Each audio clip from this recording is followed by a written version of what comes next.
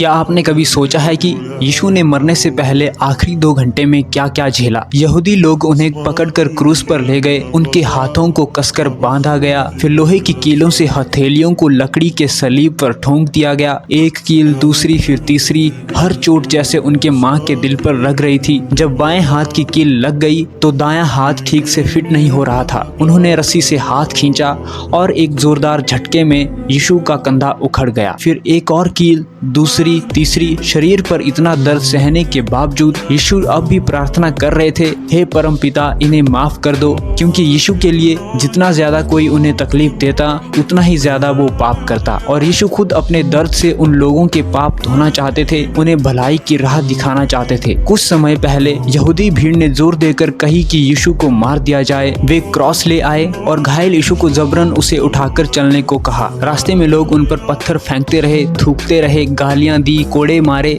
जब मन भर गया तो धक्का देकर उन्हें जमीन पर गिरा दिया और फिर पीटना शुरू कर दिया। थक गए तो उन्हें फिर से सलीब उठाकर चलने को कहा। एंड में यीशु थक कर गिर पड़े। ये देखकर उनकी माँ दौड़ती हुई उनके पास पहुंची। बेटा डर मत, माँ यही है।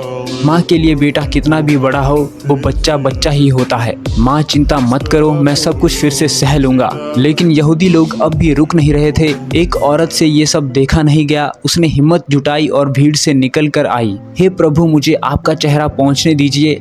लेकिन तभी सैनिक यीशु का दायां हाथ पहले ही पकड़ चुके थे। फिर उन्होंने उनके पैर के नीचे एक लकड़ी का टुकड़ा रखा और उनके टखनों में कीलें ठोक दी। उनके पैरों को मजबूती से बांध दिया गया।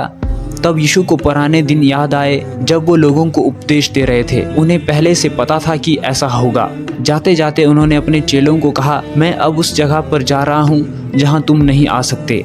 मेरे जाने के बाद तुम आपस में वैसे ही प्रेम करना जैसे मैंने तुमसे किया। माँ अपने बेटे की हालात देखकर टूट गई थी। हड्डियां टूट गई, नसें खींच गई। कौन सी माँ अपने बच्चे को इस हालात में देख पाएगी? और इस तरह यहूदी लोगों ने यीशु को क्रॉस पर पूरी तरह से ठोंक दिया। फिर उसे घुमा घुमा कर बार बार जांच की और फिर ज्यादा तकलीफ दी। और उनका शरीर लगभग खत्म हो चुका था, लेकिन वो अब भी डटे रहे। वो लगातार उन्हीं लोगों के लिए प्रार्थना कर रहे जो उन्हें मार रहे थे। आखिरकार उन्हें क्रॉस पर खड़ा कर दिया गया। पास में एक और अपराधी बोला, तू तो दुनिया को बचा सकता था, तो खुद को क्यों नहीं बचाता?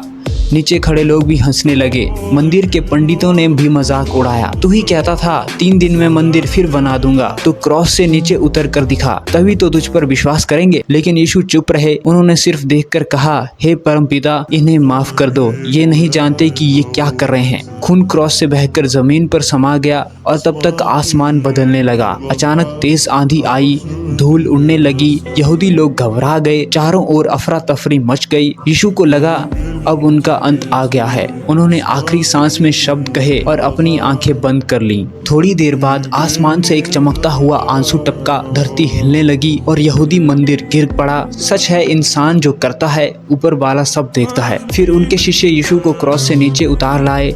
माँ ने उन्हें बाहों में भरा। माँ का दिल टूट चुका था। उन्होंने उन्हें दफनाया। लेकिन कुछ ही दिनों में यीशु फिर से जिंदा हो गए। उनका ये पुनर्जीवित होना, उनका प्रेम, उनका साहस और उनका बलिदान लाखों लोगों को आज भी विश्वास और हिम्मत देता है। ऐसे ही मजेदार मूवीज की क्लिप्स के लिए हमारे चैनल को सब्सक्राइब कीजिए। ऐसी वीडियोस और भी आती रहेंगी।